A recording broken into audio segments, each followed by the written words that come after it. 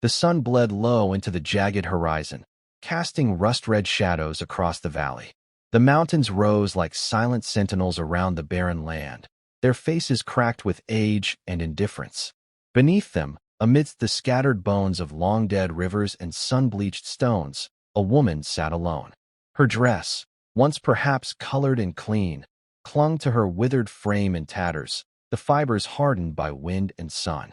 Dirt caked her knees and hands, and her long black hair whipped wildly in the dry wind, framing a face carved with solitude. Her eyes, wide and sharp like a predator's, scanned the expanse in front of her, not for hope, but for threats. There was no such thing as safety here, only survival. Days bled into one another. She counted them not by the sun, but by the wounds, scratches from thorns, bruises from falls, hunger pangs that tightened like belts around her ribs. She didn't remember the last time she'd spoken aloud. Words seemed wasteful here. Echoes belonged to ghosts, and ghosts were best left undisturbed. There had been others once. She recalled faces, fragments really, voices shouting, laughter echoing off canyon walls, then screaming, then smoke, then silence. What had come for them? She no longer tried to name. It was the sort of terror that refused to face, living instead in memory, in dreams that jolted her awake at night with her heart like a drumbeat in her throat. She didn't know how long she'd been alone when she first saw him. He emerged from the south path, framed by the great stone arch where the cliffs narrowed like a mouth ready to close. He moved with deliberate power, his arms burdened with a heavy slab of stone balanced across his shoulders. She froze. At first, she thought him a mirage, some cruel trick of heat and longing. But as he drew nearer, she saw the dust on his skin, the sweat that glistened beneath the layers of grime, the taut cords of muscle beneath his sun-browned flesh. He was real. She did not speak. Neither did he. He stopped several paces from her, his body silent but humming with exertion. Their eyes locked, hers narrow and guarded, his unreadable. He lowered the stone slowly to the ground and stepped back, hands open. A gesture of peace. Or disinterest. She couldn't tell. The days that followed were strange. He returned the next morning and the one after. Each time with a stone, sometimes two. She watched from a distance, never approaching. He did not ask her to. She did not ask him why. He chose a flat stretch of land not far from where she had made her shallow sleeping pit and began arranging the stones. Not randomly, but with purpose. Foundations, shapes, shelter. At night, he left. She never saw where he went, nor how far he traveled. She imagined he had a camp in one of the higher caves. It didn't matter. What mattered was that he came back. Always with stone. Always with silence. He never tried to speak. Never gestured for her to help or to leave. It unnerved her at first. In a world where everything that moved wanted something, blood, food, domination, his indifference was alien. Yet she could not deny what his presence did to her. Her muscles began to unwind in sleep. She found herself scavenging more than just for herself. Once, she left half a roasted root tuber on a flat rock near his work site. She told herself it was a coincidence, but when it was gone the next morning, she felt something strange unfurl inside her. Not joy, something smaller, warmer, a flicker. The wall grew. Slowly, with sweat and sun, the stone rose to waist height. Then higher. She saw him shaping them now, chipping edges, muttering not words but sounds of focus and effort. When she dared step closer, she saw he worked not like a beast but with thought, checking angles, fitting stone to stone with the care of someone building not just shelter, but something sacred. One afternoon, as clouds gathered like bruises above, he staggered under a massive slab. A lesser man might have dropped it. He didn't, but he fell to one knee, panting hard, sweat streaking his face. Instinct moved her before thought. She ran to him, hands out. He looked at her, startled, not with fear, but with something like gratitude or relief. She helped steady the slab as he lowered it. Their fingers brushed. She felt the calluses on his skin, the rawness of labor, and he felt her trembling hand, uncertain but willing. Neither spoke, but something shifted. That night, they shared fire. She had gathered kindling. He sparked the flame. They sat across from it, silent. The shadows danced across their faces like old spirits whispering forgotten languages. She felt her throat ache with disuse. She opened her mouth, but no sound came. He didn't push her, just nodded, slow and understanding. They didn't speak that night. They didn't need to. The next day, she worked beside him. It was clumsy at first. Her hands knew little of stone, but she mimicked his movements. He corrected her gently, using gesture. Patience lived in his bones. They hauled together, stacked together. Sweat mingled with dirt. Her body ached in ways she'd forgotten, but it felt good, like purpose. The shelter began to take shape. It wasn't just a wall anymore, but a curve, a space, a future. She saw it in his eyes. He wasn't just building shelter for himself. He was building a home. For her. For both of them. She didn't understand why. Not yet. But when the wind howled through the canyon that night, and she lay beneath a partially raised wall with his jacket draped across her shoulders, she realized something else. She was no longer alone. The sky above remained indifferent, the stars distant and cold. But below, between two scarred souls and a growing wall of stone, warmth stirred. And for the first time in memory, she wanted to wake up tomorrow. The fire crackled low, its heat licking gently at the cool night air that swept down from the mountains. She sat cross-legged across from him, her arms wrapped loosely around her knees, watching the dance of flame and shadow between them. He sat silently, hands resting on his thighs, eyes fixed on the fire but distant, as if reading something written in the sparks. For a long time, neither moved. The stillness wasn't uncomfortable anymore. It was something different now, a shared silence, like two songs that had found a rhythm. She studied him from behind lowered lashes. His features were rugged, not just from time, but from hardship. His hands were thick and worn, not just from labor, but from shaping something with purpose. The faintest trace of a scar crossed his jaw, a silver thread hinting at stories untold. He was still a mystery, but one she was no longer afraid to be near. In the morning, they worked. The construction site had grown into something almost resembling a dwelling. Stone walls had risen in uneven but intentional arcs, and there was now a semblance of an entrance, open but defined. It faced the east, catching the earliest light. She suspected he had done that on purpose. She followed his lead as they carried stones from the surrounding terrain. Some were hauled, others dragged. She learned quickly to judge weight by sight, to brace with her legs instead of her back, and to breathe in rhythm with effort. He said nothing, but now and then, he would nod in approval, or gently adjust her grip, her posture, her pace. She had not touched another human in months, perhaps longer. The brush of his hand on her shoulder the first time made her flinch. Not because she feared him, she didn't, but because her body had forgotten what it felt like to be acknowledged. Days passed. The shelter took form. One wall was now shoulder-high, and the floor was swept clean of stones. They had shaped a sleeping ledge from stacked flat rocks and even assembled a crude hearth. It was no palace, but it was enough to shift her thoughts towards something dangerous, permanence. She didn't know his name. He didn't ask for hers. But their bond grew in the unspoken. In the way he handed her the water skin first after hours of hauling. In the way she gestured for him to sit when his hands began to tremble from strain. In the way they looked at each other when the wind rose, and they braced together against it. One afternoon, as clouds began to gather low and dark over the western ridge, he returned with a stone larger than any she had seen him carry. His steps were heavy, measured. She dropped her bundle immediately and ran to him. He stood still as she approached, shoulders tight beneath the slab. She placed her hands on it, not to help lift, but to share the burden, and looked him in the eyes. His jaw was clenched, but there was no anger in his expression, only resolve. Together, they lowered it. Not a word spoken, but something passed between them, a trust reinforced by shared sweat. Later, as the storm came in, they took cover inside the half-finished shelter. Rain pelted the stone in erratic bursts, slipping through the open roof and pattering against the hearth. He sat close to the wall, shoulders slick with rain, his shirt clinging to his skin. She sat beside him, pulling her knees to her chest. Neither of them shivered. The cold didn't reach that deep. She turned to him. For a heartbeat, she considered speaking.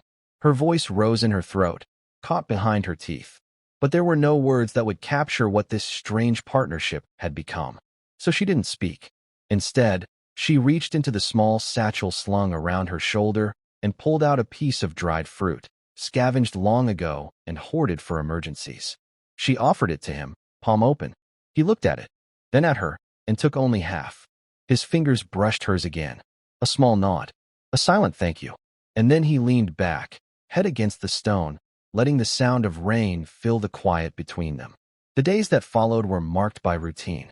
There was comfort in it, purpose in waking up with something to do, someone to do it with. She began humming softly while she worked. Simple tunes, nameless, drawn from the depths of memory. He never commented, but she caught him pausing to listen more than once.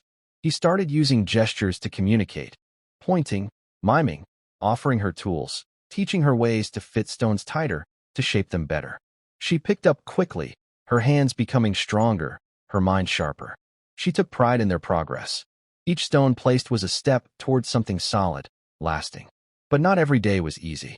One morning, they woke to find a corner of the wall collapsed. A shift in the earth overnight had weakened the foundation. He cursed under his breath, just one word, low and sharp. It was the first time she had heard his voice. She watched him pace, eyes dark with frustration. He kicked a loose stone, hard, and it clattered down the slope. For a moment, she saw the weight he carried, not just physical, but emotional.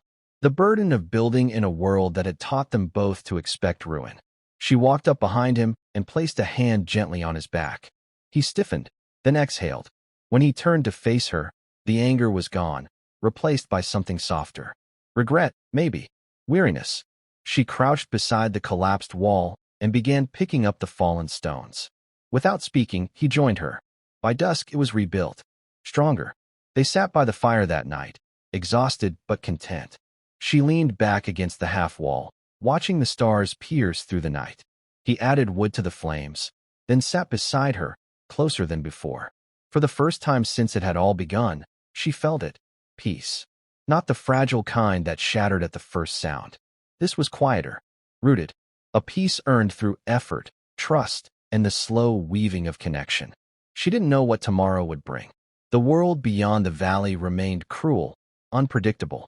But here, in the shelter of rising walls and steady hands, she had found something rare, a reason to hope. As the fire dimmed and her eyes grew heavy, she looked at him one last time. His eyes were closed, his face relaxed in sleep. He had built her a shelter from stone, and in doing so, he had begun to unearth her humanity. The wind carried the scent of coming frost. It whispered through the canyon with a sharper edge now, curling between stone outcroppings and nudging at the cracks in their unfinished shelter. Each morning brought thinner warmth from the sun, each night stretched longer. The rhythm of their labor adjusted accordingly, fewer breaks, quicker movements, a shared urgency. She noticed the signs before he said anything. His hands trembled more often, his pace slowed slightly. A cough had begun to haunt his breathing after long hours. He tried to mask it behind the thud of stone, but she saw. She always saw. They had made progress. 3 complete walls, 1 partially roofed corner, and a door-like gap they both instinctively avoided calling a threshold. It was not yet a home, but it was close enough that they had started sleeping beneath its growing frame every night. Shared warmth, back to back. It was not intimacy in the way of lovers, but it was something more precious. Trust earned under pressure, tested by time. He insisted on lifting the heaviest stones. She argued now, not with words, still, but with firm hands and planted feet. She blocked his path once, refused to let him strain beneath a boulder he clearly couldn't manage. His eyes flashed, not with anger, but with pride injured. He stepped back, not in defeat, but in understanding. That evening, they sat around the fire without the comfort of silence. There was tension between them, new and uncomfortable. She stared at the flames, fingers curled around her knees, unsure how to mend something they'd never broken before. He stood abruptly, walked a few paces away, then returned carrying something wrapped in animal hide. He placed it in front of her gently. Inside, she found a flat piece of bone, smooth and weathered. Scratched into its surface were lines, symbols, pictographs. A crude drawing of 2 figures. One small, sitting, the other standing, holding a slab above his head. And beside them, a half-built wall. Her fingers trembled as she traced the lines. It was not just art. It was memory. Proof that this life, this quiet, hard, strange life, mattered. That she mattered. She looked up to meet his eyes. There was something raw in them. Not love, exactly. Not yet. But something just as fierce, recognition. Still, the cough worsened. It hit him harder after a night spent gathering fallen wood from the canyon floor. He returned with a bundle over his shoulder, soaked and shivering from a surprise rain. By nightfall, his skin burned with fever. She laid him down on the stone ledge, covered him with every scrap of fabric they had. He tried to speak, a rasp of warning or apology, but she placed her fingers gently to his lips and shook her head. "I've got it," she said. The words surprised them both. He blinked once. Then his eyes drifted shut. For the next 2 days, she worked alone. She kept the fire going, scavenged for roots and berries, boiled water in a bent metal tin he'd once salvaged. When he stirred, she was there, pressing damp cloths to his forehead, lifting his head to help him drink. When he slept, she lifted stone. Her back screamed in protest. Her hands blistered anew. But she kept going. Somewhere between dusk and dawn, while the valley slept under frost, she realized something had shifted. This place, this task, they weren't about surviving anymore. They were about belonging, about staying. On the third morning, she awoke to find him sitting upright, legs dangling over the edge of the ledge. His face was pale, but the fire had returned to his eyes. He gave her a crooked smile and raised a trembling hand in a mock salute.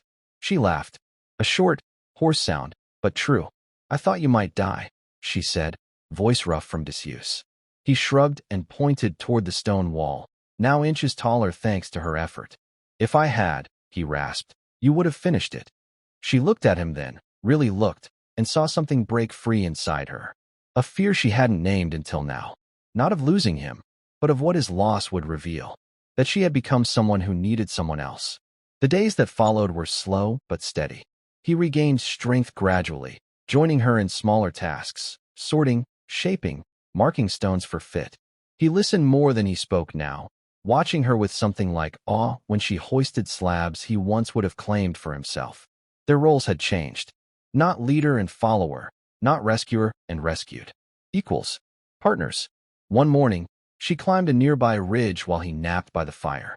The climb was difficult, loose shale and wind, but the view at the top stopped her breath. From there, she could see the full outline of their shelter below, an awkward shape nestled in the craggy earth, a wound healing over. She stayed a long time, watching the sun crawl across the stone, watching smoke rise from their fire, watching the place that had become their anchor. When she returned, he was waiting. In his hands was another gift. This time, it was a necklace, twine wrapped around a small carved piece of bone. Not decorative, a talisman. She took it, fingers brushing his, and placed it around her neck without a word. Later that evening, they sat by the fire again, closer than before. She leaned her head against his shoulder, and he did not flinch. The wind howled outside. The mountains loomed, ancient and unmoved. But in the circle of their stone walls, a different kind of silence held, the kind born not from fear or loss, but from the slow, sacred building of something no storm could touch. They had no names for what they were to each other, but they had the shelter, they had the fire, and they had tomorrow. Snow came early. It didn't announce itself with warning winds or a grayed-out sky. It fell suddenly, silently, like an old truth rediscovered. One moment the air was clear, the next filled with flurries that settled quickly over stone and soil. She stood at the edge of the shelter's doorway, watching the world disappear into white. Inside, the fire sputtered as he added kindling with practiced movements. He had grown thinner but stronger in a strange way, leaner, tempered. His eyes followed her now not with caution, but with a quiet knowing. There was no need to ask what she saw. She would speak when she was ready. That morning, they had sealed the final gaps in the roof. Just in time. The structure, though modest and rough, now wrapped around them completely. Smoke curled upward through a carved vent, and the warmth stayed inside.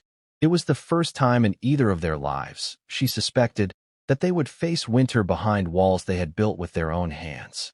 He called her back inside with a small gesture.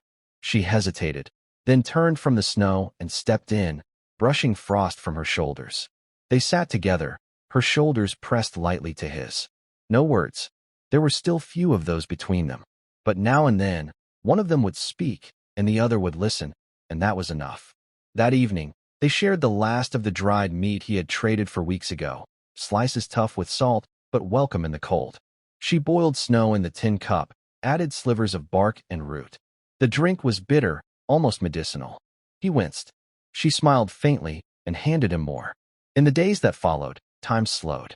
With no stones left to lift, no walls left to shape, they turned inward. She cleaned and reorganized the inside of the shelter. He carved. He had taken to etching the story of their days into the walls. Crude marks, images, tallies. A rising curve tracked their progress. A spiral marked the day he fell ill. A small, imperfect handprint next to his own had appeared overnight. She didn't ask when he made it. One night, she woke to the sound of crying. Not her own, and not his, not fully. A sound buried deep in the back of his throat, muffled by his own hand. She sat up, watching the fire cast wild shadows against the stone, and waited. He didn't speak of it the next day, but he worked slower, his face pale. Later, when the sun broke through and lit the frost in dazzling sheets, she found him sitting at the edge of the bluff. He held something in his lap, a bundle of cloth. When she approached, he unfolded it, revealing a weathered scarf. Faded red, almost brown. Too small for him, and clearly not recent. He didn't say the name, but she understood. He had lost someone. A child, perhaps. A sister. Maybe a memory of who he once was. She didn't press him. Instead, she sat beside him and pulled her own satchel close. From it, she withdrew a piece of ribbon, once bright, now frayed at the edges. She had never told him what it meant, only that she carried it always. They tied both into the wooden beam that arched above the shelter's entrance. Two worn symbols fluttering in the wind. Markers of past pain. Anchors for present peace. The snow deepened. Days bled into nights, and time became circular. Still, they found rhythm. She gathered firewood from under buried brush, careful not to stray far. He crafted tools from stone and bone, repairing the makeshift doorframe when it split. They taught each other. She showed him how to braid cord from twisted grass. He showed her how to make the fire smoke less with damp wood. She began talking more, quietly at first, then in bursts. Memories surfaced, half-formed, sharp-edged. A dog she once had. A song her mother used to hum. The way city lights looked from the rooftops before everything fell apart. He listened, hands always moving. She wasn't sure how much he understood, but he never looked away. Eventually, she asked his name. He hesitated, then spoke it like an old song forgotten, a word used for too long. Ewan. She repeated it, once. Let it linger. She told him hers. He said it again and again until it no longer felt foreign in his mouth. They etched both names into the wall with the fire-charred tip of a stick, below the spiral, above the handprints. It snowed harder that week. The world outside turned silent and unforgiving. Once, they spotted figures in the distance. 3 of them, silhouettes draped in cloth, moving against the white. They watched from inside, holding their breath. The figures never looked toward the shelter. They passed, and silence returned. After that, they reinforced the door, added a second stone bar across it at night. Not from fear, but from habit. The world outside had not changed. Only they had. One morning, the sun rose in a sky so clear it looked painted. She stepped out and found the entire valley shimmering. Icicles hung from the shelter's edge like glass teeth. Her breath rose in clouds as she walked a short path they had trampled through the snow. From the rise, she could see everything. The path they came from, the old fire pit by the trees, the broken ridge. All the places where pieces of themselves had been left behind. When she returned, Ewan was waiting with something cupped in his hands. A tiny flame inside a carved stone lantern. He had been working on it secretly, she realized. Chipping, shaping, planning. The flame danced behind small slits, casting rays outward. A beacon, he said. For others. If they come. She looked at him, heart pulling tight. They might not. I know, he said. But if they do, we'll be here. That night, they lit the lantern and placed it at the entrance. A small, defiant star against the cold. Neither of them said it, but they both stood there longer than necessary, shoulders brushing, eyes on the flame. They had come from ruin, from silence and shadow, from lives splintered by hunger, betrayal, loss. But here, behind stone walls they built with blistered hands, they had created something else. Not just shelter, sanctuary, and beyond that, possibility. When she closed her eyes that night, curled beside the fire with his breathing steady beside hers, she dreamt not of the past, nor of the world outside, but of a spring that would one day arrive. And in that dream, she was planting something. Not escaping, not running, staying.